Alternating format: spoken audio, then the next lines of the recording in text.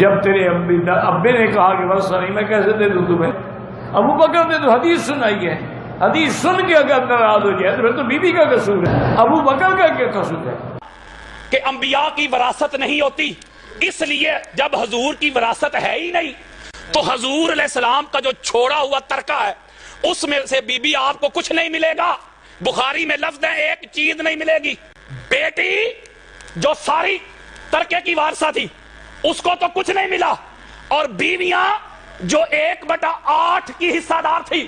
میں پوچھتا ہوں مولوی سے کوئی ضعیف روایت بھی لے کے آ، میں وہ بھی قبول کروں گا کہ حضرت ابوبکر صدیق نے کہا کہ بیٹا عائشہ انبیاء کی وراثت نہیں ہوتی۔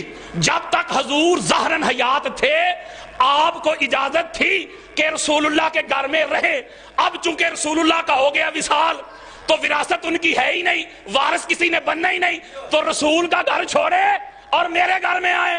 یہ بھی روایات میں آتا ہے کہ وقت ایسا آیا کہ بی بی کا ہاتھ ذرا تنگ تھا، پیسوں کی ضرورت پڑ گئی یار، وہ سنیت بتا رہا ہوں یار، انہوں نے گھر کا کچھ تھوڑا سا حصہ فروخت بھی کیا تھا۔